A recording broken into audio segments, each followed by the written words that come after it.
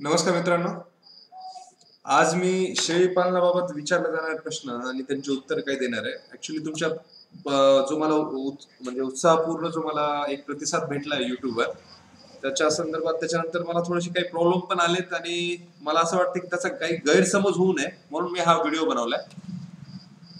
Actually ज्यावेळेस तुम्ही हा व्हिडिओ पाहिले त्यावेळेस प्रत्येकाने मला व्हॉट्सअपवर किंवा फोन करून हा सगळ्यात पहिल्यांदा जो प्रश्न विचारलाय तो की सर लोन कसं काढायचं, शेळी पालनासाठी लोन कसं काढायचं किंवा त्याच्याबद्दल आम्हाला माहिती द्या.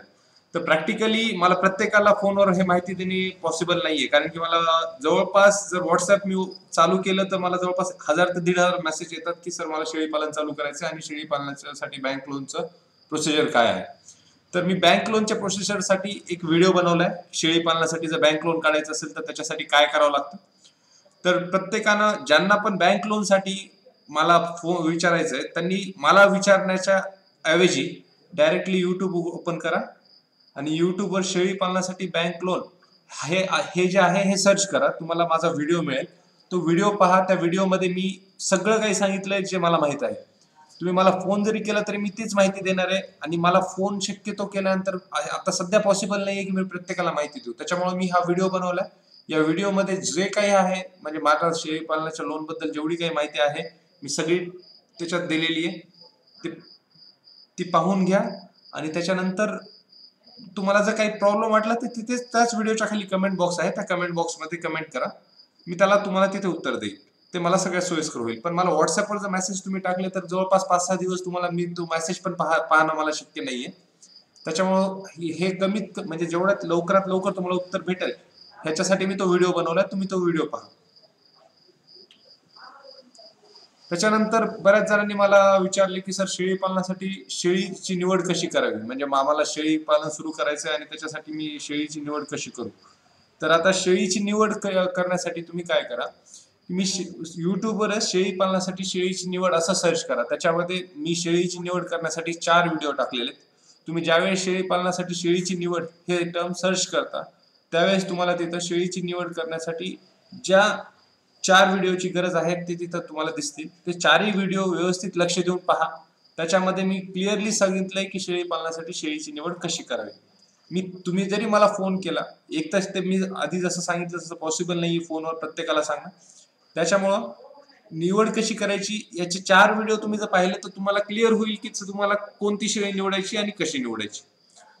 त्याच्यानंतर जो विचारला जातो की खरंच नफा किती होतो, त्याच्यासाठी मी व्हिडिओ टाकलाय. शेळी पालनात खरंच नफा किती होतो असं जर तुम्ही युट्यूबवर सर्च केलं तर तुम्हाला त्याचं उत्तर आहे. त्याचा एक व्हिडिओ भेटेल. त्याच्यामध्ये पार्ट 1 पार्ट 2 आहे.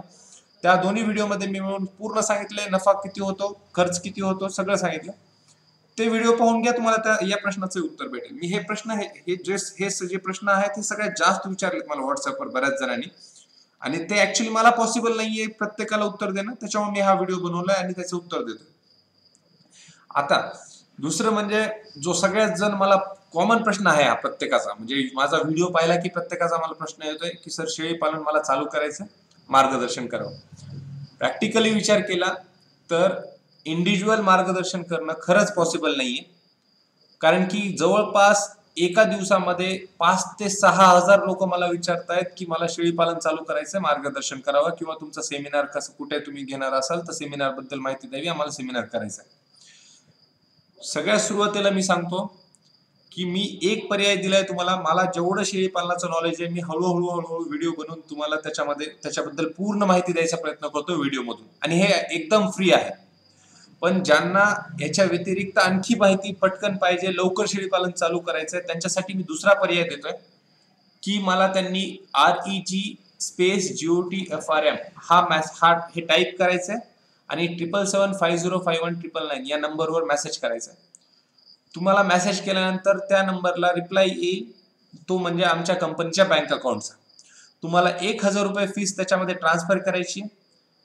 पेमेंट ट्रान्सफर झाल्यानंतर ज्या अकाउंटवर ट्रान्सफर केले तो अकाउंट नंबर आम्हाला मेसेज करायचा आहे.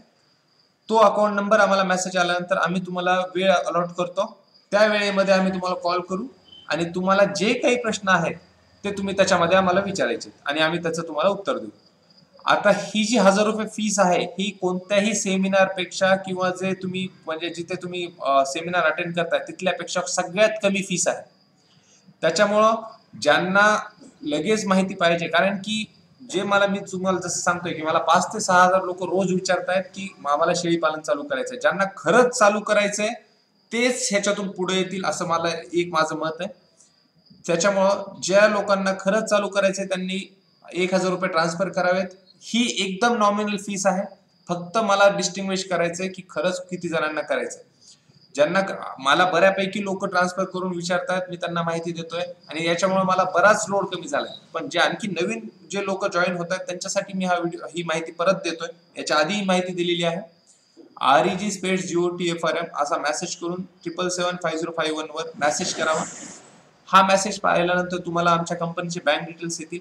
त्याच्यावर तुम्ही फीस ट्रान्सफर करावी. फीस ट्रान्सफर झाल्यानंतर आम्ही तुम्हाला वेळ अलॉट करतो. त्या वेळेमध्ये आम्ही तुम्हाला तुमच्या पूर्ण शंकाचं निरसन करण्याचा पुरेपूर प्रयत्न करू.